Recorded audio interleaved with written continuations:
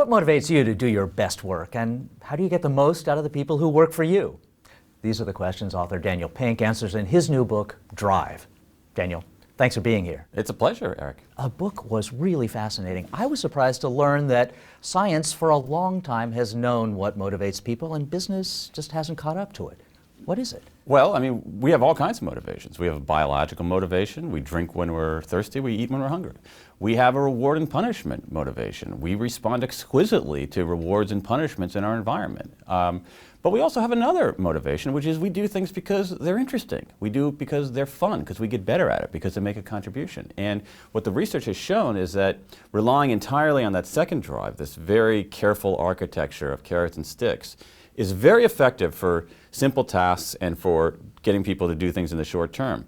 But for complicated tasks, complex tasks, enduring motivation, they're inadequate. They don't work very well. They often backfire. And this intrinsic motivation, this third drive, is actually much more powerful. Why does business so focus on external motivations and not intrinsic motivations? Well, I think it's a few things. First is that that's how we've always done it, and they do work. That's the thing. I mean, if you wanted to motivate me to jump over this table, I have no intrinsic motivation to jump over this table. If you brought out a $100 bill and said, "Pink, jump over the table," I'm going to take a few steps back, jump over this table. Okay, but so they work. They work in the short term. They're also really easy. That's the other thing. Tapping someone's intrinsic motivation, their need for autonomy, their desire for mastery, that's much more complicated, much more difficult. Talk to me about the three parts of intrinsic motivation. Yeah, well, it's in the workplace, I mean, people have to be paid enough. So if you're not being paid enough, you're not going to be motivated at all. If you're being treated unfairly, you're not going to be motivated at all. But if you look at the research, past a certain point, what really motivates people is the ability to direct their own lives, to have control over their time and over what they do. Mastery, there's just some research, Harvard Business Review just published research that showed that the biggest motivator at work is making progress. It isn't incentives, it's the feeling of making progress. And then finally, purpose. We want to do things that matter, that make a contribution, that are connected to some kind of broader purpose, something bigger than ourselves. Something bigger than yourself, like altruism or it esteem of your peers? It could be. Well, listen, let's take Steve Jobs at Apple as an example. We tend to think that entrepreneurs are pure profit seekers, but they're not. Entrepreneurs are usually miffed at something in the world and want to change it. And so Steve Jobs talked about in the early days of Apple, putting a dent in the universe. Okay? That's what all of us want to do in some small way. That could be, I mean, listen, if it's solving world hunger, that's cool by me, but it could be things like delighting a customer or coming up with a product that people didn't know that they were missing, or coming up with a process and doing it a little bit better and making a hospital work a little bit better. We've seen from some recent Conference Board survey numbers that most Americans are not satisfied with their work, and in fact, those numbers are getting worse. If you're in that boat, how do you motivate yourself? It's very difficult, and those numbers, I think, were an alarm bell in offices around America, because it was a double whammy. What people were complaining about, in part because of this recession and high unemployment levels, is that they were complaining about low pay, and they were complaining that work wasn't interesting. I mean, that is basically, if you wanted to have a perfect recipe for low motivation, that was it. And so I think that one important thing to do is to make sure that people are paid enough. If people are underpaid, you don't have a chance. Once you do that, I think we want to do interesting work, and we want to do it autonomously. And it's possible to sculpt jobs. Individuals can in some way shape their own work to be more autonomous. There's an interesting study that I write about of hospital janitors. Okay, that's not a job most of us would want, but there are hospital janitors who saw their job as simply coming in, sweeping the floor, and getting out. There were others who, because of some things in the environment and the way that the organization was structured, who had this even minimal ability to sculpt their job, so that they would go in when they cleaned a floor, talk to the patient.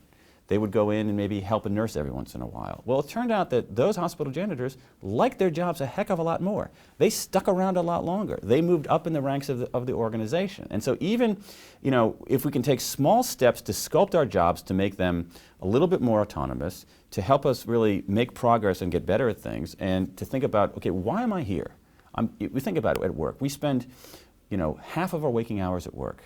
I mean, you want it to matter. You want it to be purposeful. And so look for some kind of purpose in your work as well. Okay. Now, suppose I'm managing people. Yeah. Can you give me some tips on Yeah. how to get them motivated? Well, there are all kinds of really interesting examples that seem to be radical. I mean, there's a company called Atlassian that does something called a FedEx Day, where it's a software company, and they say to their developers, here's a day, for the next 24 hours, work on whatever you want. Do whatever you want, do it the way you want, do it with whoever you want.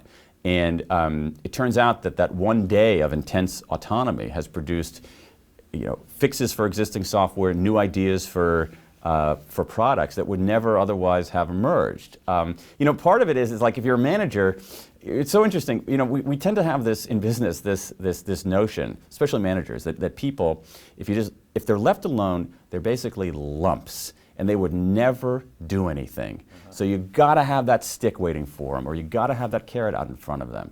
That's how people are. They're inert lumps. Now, what's curious is that no manager ever believes this about him or herself. Okay, they only believe it about other people.